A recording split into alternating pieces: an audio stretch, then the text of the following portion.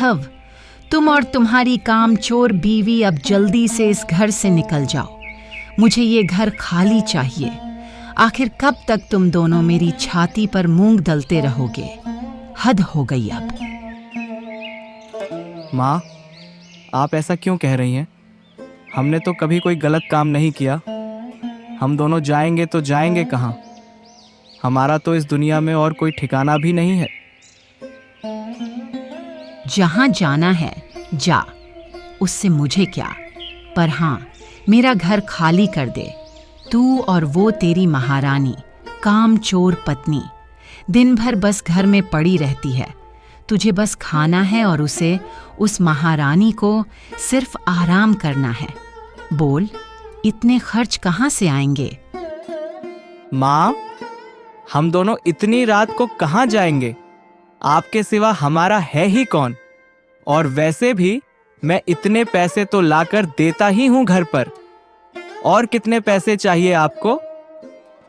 ओ हो, कितनी तू कमाता है जो घर पर लाकर देगा?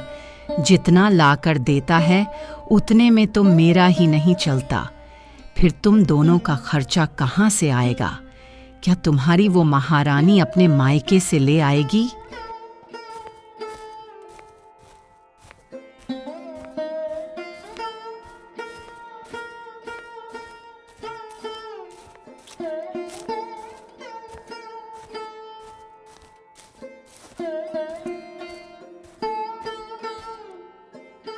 माँ, आप ऐसी बातें क्यों कर रही हैं? हम इतनी रात को कहाँ जाएंगे? हमें मत निकालिए। हमारे पास रहने के लिए दूसरा कोई ठिकाना नहीं है। और माँ, क्या आप मुझसे प्यार नहीं करती? आप हर वक्त मुझे घर से निकलने को क्यों कहती रहती हैं? क्या तू पागल हो गया है? मेरे पास मेरा बेटा है और वो मेरी जान है। उससे मैं जितना प्यार करती हूँ उतना शायद खुद से भी नहीं। मैं तुम्हारी माँ नहीं हूँ।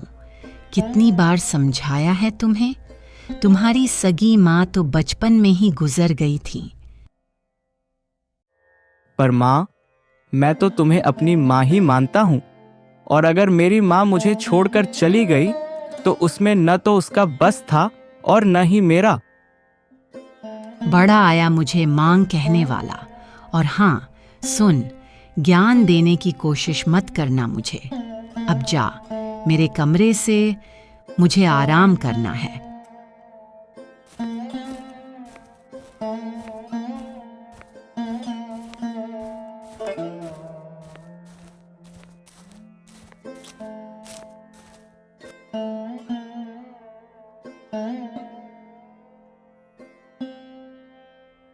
पता है माँ, हर वक्त हमें घर से निकलने की बात करती रहती है।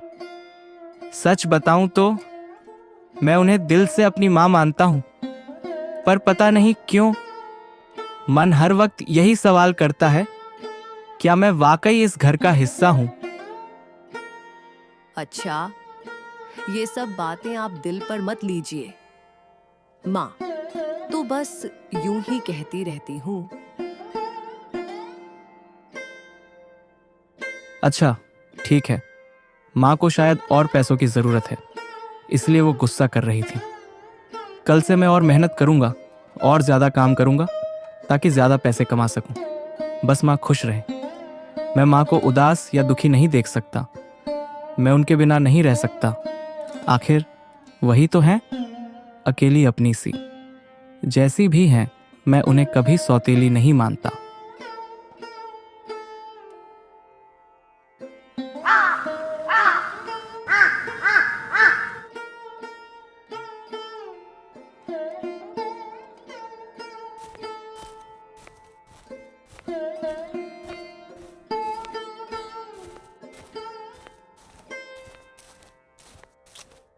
अरे महारानी, दिन भर बस सोती रहती है।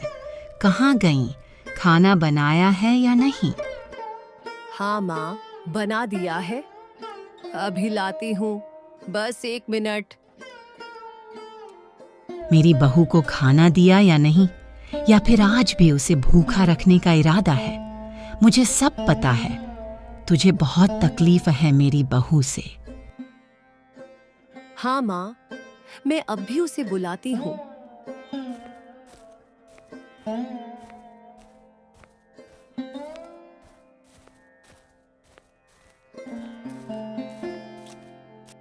सरिता, चलो खाना खा लो, माँ तुम्हें बुला रही है। दीदी, अभी मेरा मन नहीं है, आप खा लीजिए, मैं बाद में खा लूंगी। माधवी चुपचाप वहां से चली जाती है। वहीं दूसरी तरफ सरिता उसे बिल्कुल पसंद नहीं करती। वह हर वक्त माधवी को ताने मारती है, उसे परेशान करती रहती है, मानो उसकी हर बात से चिढ़ हो। सरिता दिन भर बस आराम करती है, कोई जिम्मेदारी उठाना उसे पसंद नहीं। थोड़े समय बाद वह जानबूझकर खाना खाने के लिए जाती है, ताकि सबको दिखा सके कि उसकी मर्जी सबसे ऊपर है। दीदी, मुझे ठंडा खाना खाना अच्छा नहीं लगता। अगर आप थोड़ा गर्म कर देंगी तो बहुत अच्छा लगेगा। हाँ, क्यों नहीं, मैं अभी गर्म कर देती हूँ। तभी वहां सरला तेज कदमों से आती है और नाराजगी भरे लहजे में कहती है, क्या हुआ बहू, तुम अभी तक बैठी हो? खाना अभी तक नहीं मिला तुम्हें? यही तो सही मौका है, बहुत देवी बनी फिरती है, अब मजा चखती है। नहीं माँ, वो दीदी बोल रही हैं, पर उन्हें खाना गर्म करने में समय लग रहा है। और देखिए ना, मुझे बहुत भूख लगी है, पता नहीं कब तक लाकर देंगी। अरे ओ महारानी, कहाँ मर गई? मेरी बहू भूख से मर जाएगी, तब लाओगी खाना क्या? थोड़ा समय लग गया। सरिता को ठंडा खाना अच्छा नहीं लगता, इसलिए वह खाना गर्म करने लगी थी। हाँ हाँ, सब तुम्हारी तकलीफों की जड़ तो मेरी बहू ही है ना। आने दो जरा तुम्हारे उस कामचोर पति को, फिर देखना तुम दोनों को इसी घर से निकाल कर ही चैन लूंगी। वहीं दूसरी तरफ सरिता यह सब देखकर मन ही मन बेहद खुश हो रही होती है। तभी अचानक वहां माधव आ जाता है, जिसे देखकर वह थोड़ी घबरा भी जाती है।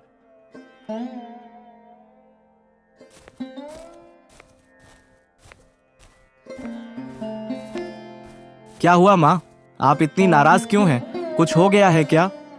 हाँ, तू और तेरी ये महारानी, अभी के अभी अपना सामान समेटो और मेरे घर से निकल जाओ। अब और एक पल भी नहीं सह सकती तुम्हें। पर माँ, हुआ क्या है? हम दोनों कहाँ जाएंगे? आपके सिवा तो हमारा इस दुनिया में कोई है भी नहीं। कहीं भी जा, मुझे नहीं फर्क पड़ता, बस अभी के अभी यहाँ से निकल जा।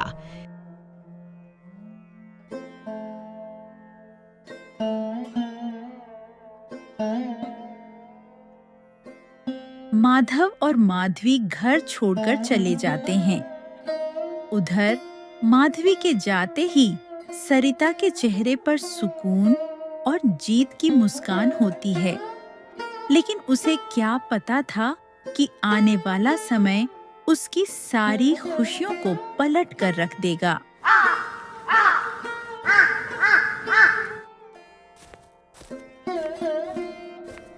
अगले दिन सुबह संतोष चुपचाप उठता है और सीधे अपनी माँ के पास चला जाता है। अरे माँ, मुझे थोड़े पैसे चाहिए, जरा जल्दी ला दो, मुझे कहीं जाना है। बेटा, मेरे पास अब बहुत कम पैसे बचे हैं। अगर वो भी तुम्हें दे दूं तो घर का खर्च कैसे चलेगा? तुम तो कभी कुछ कमा कर लाते नहीं। वो तो माधव था जो हर महीने कुछ न कुछ दे देता था। अगर अब तुमने कमाना शुरू नहीं किया तो हमें रोजमर्रा की जरूरतें पूरी करना भी मुश्किल हो जाएगा। सुबह सुबह मेरा दिमाग मत खराब करो माँ, हर वक्त बस ताने ही देती रहती हो। अगर इतनी ही फिक्र है तो खुद जाकर क्यों नहीं काम कर लेती? दिन भर तो बस घर में पड़ी रहती हो। तभी वहां अचानक सरिता आ जाती है। संतोष, तुम बिल्कुल ठीक कह रहे हो। माँ तो सच में दिन भर बस घर में पड़ी रहती है। चलो कहीं काम ही दिला दो इन्हें किसी के घर में। कम से कम घर में 2-4 पैसे तो आ जाएंगे। तू सही कह रही है माँ। कल से तुम चलना एक घर में काम करने। एक आदमी अपनी घरवाली के लिए काम वाली बाई ढूंढ रहा था। तुम वहीं चली जाना, कम से कम घर में कुछ पैसे तो आएंगे। इस उम्र में मैं कहाँ जाऊंगी काम करने बेटा? मुझसे तो ठीक से चला भी नहीं जाता। और तुम दोनों जो जवान हो, खुद काम करने की बजाय मुझसे उम्मीद कर रहे हो। अगर किसी को जाना चाहिए तो वो तुम दोनों हो। तुम जाओ काम करने के लिए। देखो माँ, ज्यादा दिमाग मत लगाओ। जो कहाँ है बस चुपचाप मान लो। कल से तुम्हें काम पर जाना ही पड़ेगा। तुम काम करोगी तभी तो घर का खर्चा चलेगा। संतोष चुपचाप वहां से चला जाता है, लेकिन उसे अपने किए पर कोई पछतावा नहीं होता। वह आज भी दिन भर यूं ही इधर उधर घूमता रहता है, बिना किसी जिम्मेदारी के। वहीं दूसरी तरफ सरल हर रोज सुबह जल्दी उठकर दूसरों के घरों में काम करने जाती है, पसीना बहाती है, मेहनत करती है ताकि घर का चूल्हा जलता रहे। बेटा संतोष, तुम भी कुछ काम कर लो। मेरी इन बूढ़ी हड्डियों में अब पहले जैसी ताकत नहीं रही। अब मुझसे और नहीं होता बेटा। अरे अम्मा, फिर शुरू हो गई तुम। सुबह सुबह दिमाग मत खराब करो मेरा। अच्छा यही है कि अब तुम यहाँ से निकलो और वापस कभी मत आना इस घर में। बेटा, इस बुढ़ापे में मैं कहाँ जाऊंगी? मुझे मत निकालो घर से। मैंने ऐसा भी क्या कह दिया जो तुम मुझे यूं बेघर कर रहे हो? अरे जाती क्यों नहीं तू? वह दिन भर मेरे सिर पर क्यों छड़ी रहती है? जा यहाँ से, या फिर मजबूर करोगी कि तुझे धक्के मारकर निकालूं इस घर से। सरला चुपचाप बिना कुछ कहे वहां से चली जाती है। उसकी मदद के लिए कोई नहीं होता। गांव में वह किसी को नहीं जानती जो उसका सहारा बन सके। बेबस और टूटी हुई वह धीरे धीरे जंगल की ओर बढ़ती है और एक पेड़ के नीचे थक कर बैठ जाती है। उसके होंठ सूख चुके होते हैं, गला प्यास से जल रहा होता है। तभी उसकी नजर दूर एक झोपड़ी जैसे घर पर पड़ती है।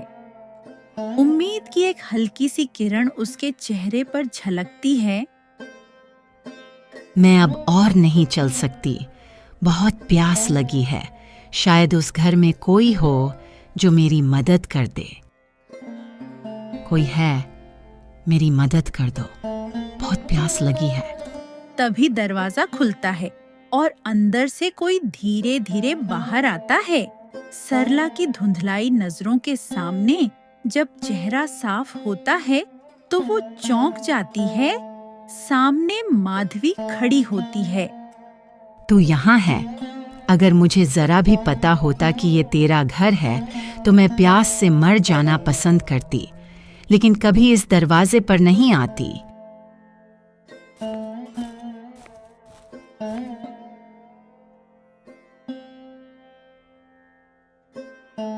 अरे माँ, आप यहाँ? क्या आप हमें ढूंढते ढूंढते यहाँ तक आ गईं? मुझे पता था आप हमें लेने जरूर आएंगी। मैं और तुम्हें ढूंढूंगी? नहीं, मैं तुम्हें ढूंढने नहीं आई हूं। ये तो मेरी बदनसीबी है जो यहां तक आ गई।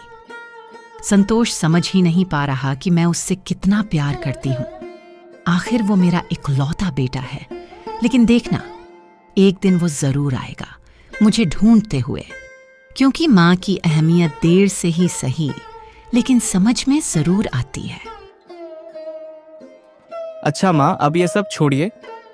वो जब आएगा तब देखा जाएगा। अभी तो आप अंदर चलिए, हमारे साथ कुछ खा लीजिए। आपने कुछ खाया भी नहीं होगा। दोनों धीरे धीरे घर के अंदर चले जाते हैं। माहौल भले ही बदल गया हो, लेकिन सरला अब भी वैसी की वैसी ही है। उसका स्वभाव, उसका अहंकार, सब कुछ पहले जैसा ही। उसके चेहरे पर न कोई पश्चाताप है, न कोई बदलाव की झलक। मैं सच में बहुत खुश हूँ कि माँ अब हमारे पास हैं। जैसी भी हैं, जैसी भी रही हों, अब उनका हमारे साथ होना ही सबसे बड़ी बात है। अगले दिन संतोष को अपने के पर गहरा अफसोस होने लगता है। वो मन ही मन सोचता है, अगर माँ ही चली गईं, तो घर कैसे चलेगा? पैसे कहाँ से आएंगे? मुझे उन्हें कहीं ना कहीं से ढूंढकर वापस लाना ही होगा, चाहे जो भी हो। सरिता, सुनाई नहीं देता क्या? जल्दी खाना लाओ, मुझे जरूरी काम से बाहर जाना है।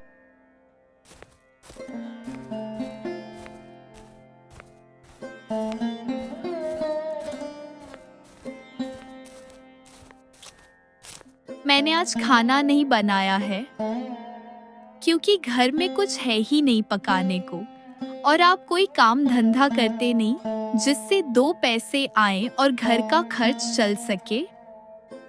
तो बताइए, खाना कहाँ से आएगा? बहुत जबान चलने लगी है तुम्हारी। रुको, अभी सबक सिखाता हूँ तुम्हें।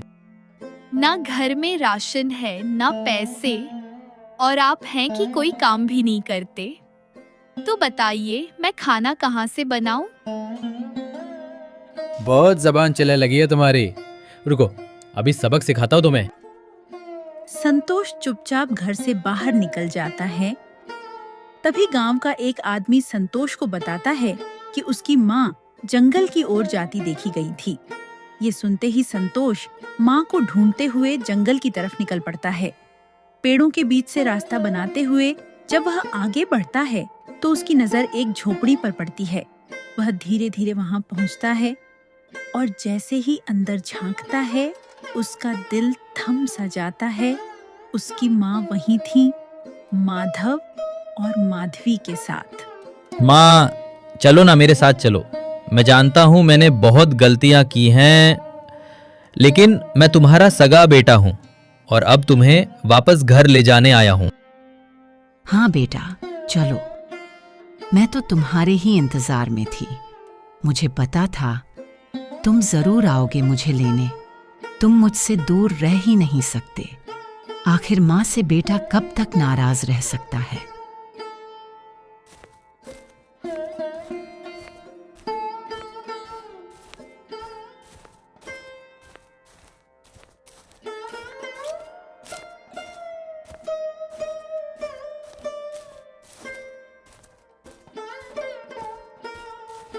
माँ, मैंने तुम्हारे लिए एक घर में काम की बात कर ली है।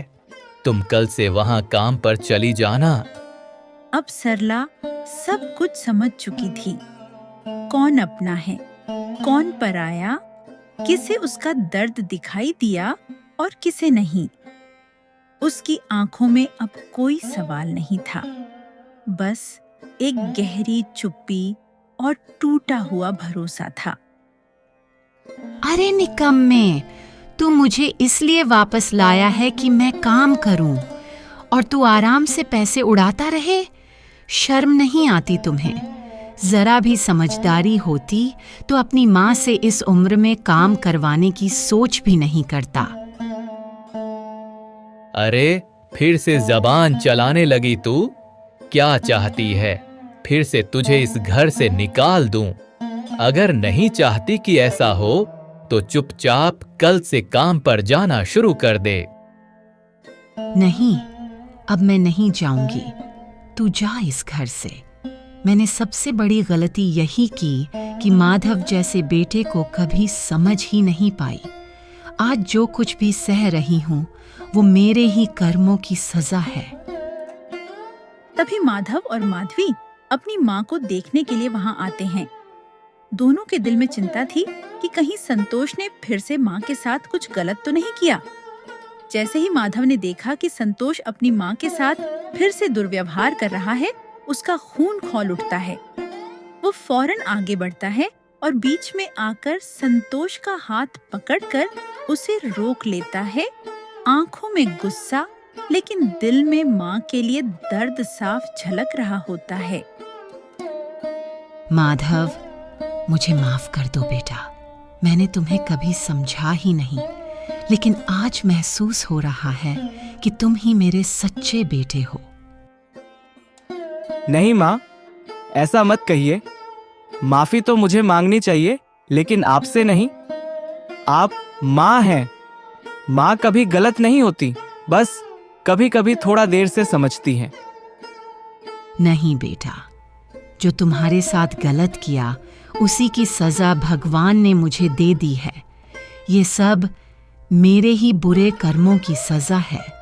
आज समझ आ गया है कि इंसान चाहे कितनी भी देर से समझे, लेकिन न्याय कभी टलता नहीं।